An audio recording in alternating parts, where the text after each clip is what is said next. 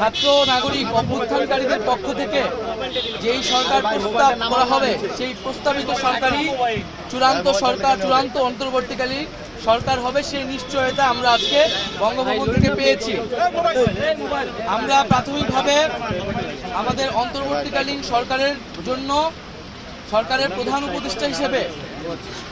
সর্বজন গ্রহণযোগ্য নোবেল পুরস্কার বিজয়ী আন্তর্জাতিক খ্যাতিসম্পন্ন ব্যক্তিত্ব ডক্টর মোহাম্মদ ইউনূসের নাম প্রস্তাব করেছিলাম এবং আজকে মহামান্য রাষ্ট্রপতিও সম্মতি দিয়েছেন ডক্টর মোহাম্মদ ইউনূসকে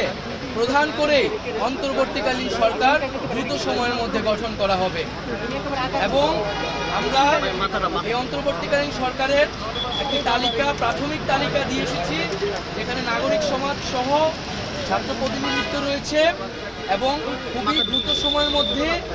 আমরা এই তালিকাটি নিয়ে বিভিন্ন রাজনৈতিক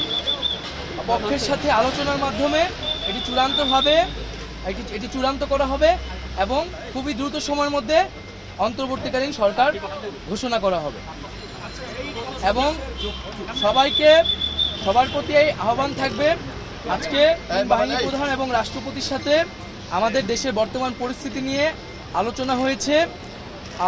রাষ্ট্রপতি এবং মহামান্য রাষ্ট্রপতি এবং তিন বাহিনী প্রধান অভ্যুত্থানকারী ছাত্র নাগরিকদের সম্মান জানিয়েছেন এবং পাশাপাশি দেশে যে ধরনের পরিস্থিতি চলছে, অরাজকতা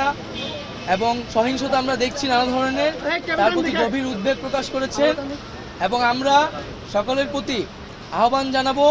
যে অভ্যুত্থানকারী ছাত্র নাগরিকদের প্রস্তাবিত সরকারি বাংলাদেশে দ্রুত সময়ের মধ্যে ঘোষণা করা হবে। জনগণ যাতে সেই আস্থাটি রাখে এবং আমাদেরকে অবশ্যই সরকারি স্থাপনা, রাষ্ট্রীয় সম্পদ এবং আমাদের যে সংখ্যালঘু সম্প্রদায় রয়েছে তাদেরকে রক্ষা করতে হবে এবং পুলিশ বাহিনীকে, আইন শৃঙ্খলা বাহিনীকে পুনর্গঠনের মাধ্যমে দ্রুতই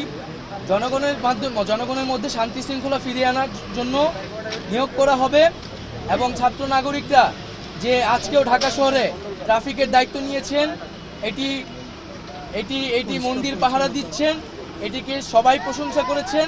এবং দেশে আইন শৃঙ্খলা বাহিনী ফিরে আসা না পর্যন্ত আমাদেরকে সবাইকে সতর্ক থাকতে হবে এবং আমাদেরকে এই যে কোনো ধরনের নাশকতা যাতে না হয়, লুটপাট যাতে না হয়, সেজন্য ছাত্র জনতাকে পাহারা দিতে হবে, সতর্ক অবস্থানে থাকতে হবে। সকলে মিলে ছাত্র জনতার দেশ গঠনের মাধ্যমে আমরা যে নতুন বাংলাদেশ, সেই বাংলাদেশ বিনির্মাণ করব।